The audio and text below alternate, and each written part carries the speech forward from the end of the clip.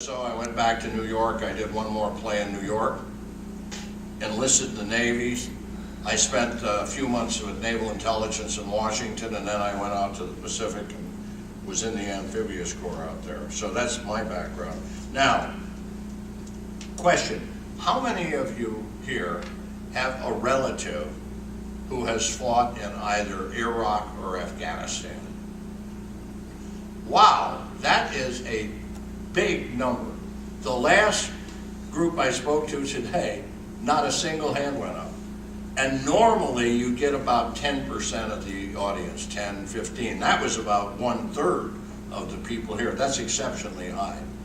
But it still makes my point. In other words, a few people have a direct connection with the war that we're in now, but most don't. And most of us have very little connection with it. During World War II, I looked up the figures. We had a population of 131 million people. And of that 131 million, there were about 20 million men who were eligible for service. They were between the ages of 18 and 44. And they don't want people younger or older than that. So those are the people that are considered military age. That's the years that they draft.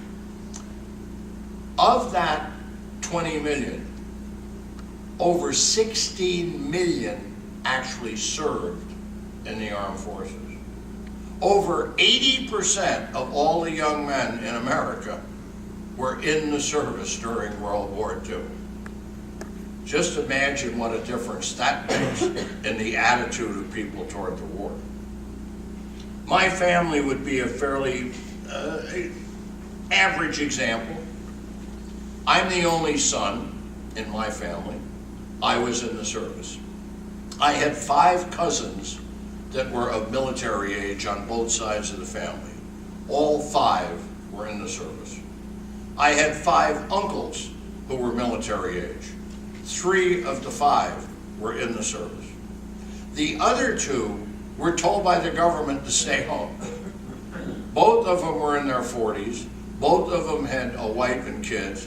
And both of them were doing work that the government thought was more important than going in the armed forces. One of them was a fire captain, and they wanted guys like that here in case the place got bombed. And the other one was a foreman at an ammunition plant in Milwaukee. So in effect, he was making the bullets that the rest of us were shooting.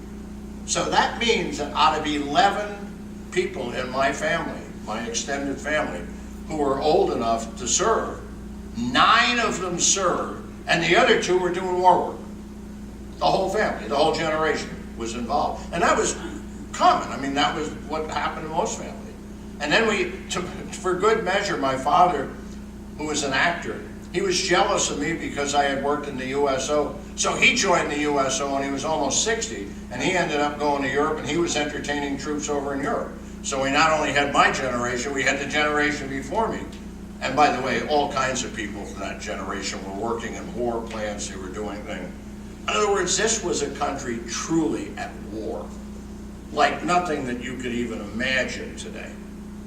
The veterans were everywhere. If you walked on any street in any city in America, in 1943, 44, whatever, if there were 10 houses in a row, and you looked at the front of every one of those 10 houses, you would find in 7 or 8 or 9, maybe all 10 sometimes, there would be a white flag about that wide, about that high, hanging in the window.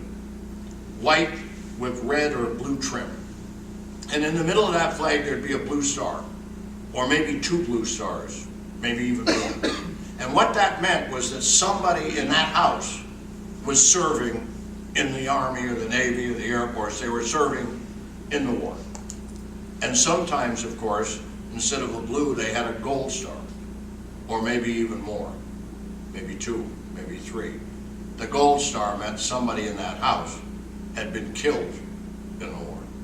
And there was one house in America where there were 5 gold stars.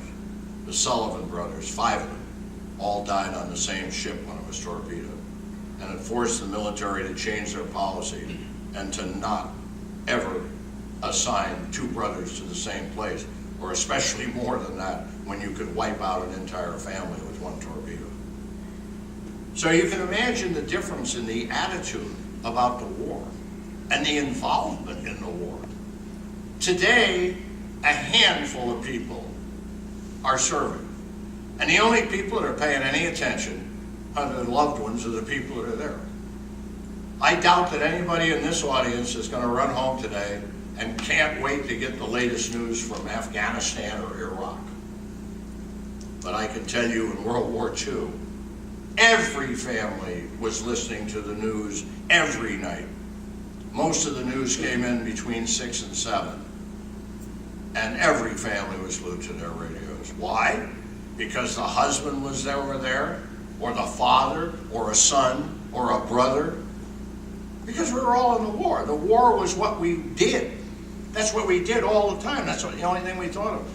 By the way, I'm going to give you a clue on how you can become a celebrity without really doing much. You can imagine that when I came home from the war and I was a veteran, that was about as meaningless as you could get. I mean, if you said to somebody, hey, I'm a veteran, they'd say, big deal, so is everybody else. But you know what? If you live long enough and all the other veterans die, after a while you become a celebrity. You notice he was telling you all about me? Well, just live a long time and you'll be a celebrity. Someday people will be pointing you out. And they'll say, hey, they were alive when 911 was attacked. Wow. Yeah. And they can still talk and walk around and everything. That's what amuses a lot of people, and I can, that I still can make it through the night. Let me tell you how much we were in the war. Virtually everything that we did had to do with the war. We talked about it at school, we talked about it at home, we talked about it where we went. The movies were about the war. Radio programs were about the war. Everything that you did had you in the war. You'd have a knock on the door, and there'd be a bunch of Boy Scouts or Girl Scouts with some wagons, and they'd come along and say, do you have any scrap for the war effort? And so you'd go and look, and if you found a pot or a pan or something old like that, you'd throw it in the wagon. And they would take that kind of stuff and they'd take it to some park or somewhere where it was piled up, and the government would come in trucks and scoop it up and go melt it down and use the metal. Rubber. Good Lord, if you had any rubber. Wow. By the way, it was illegal to have more than 5 tires during World War II. We were so short of rubber that nobody was allowed to have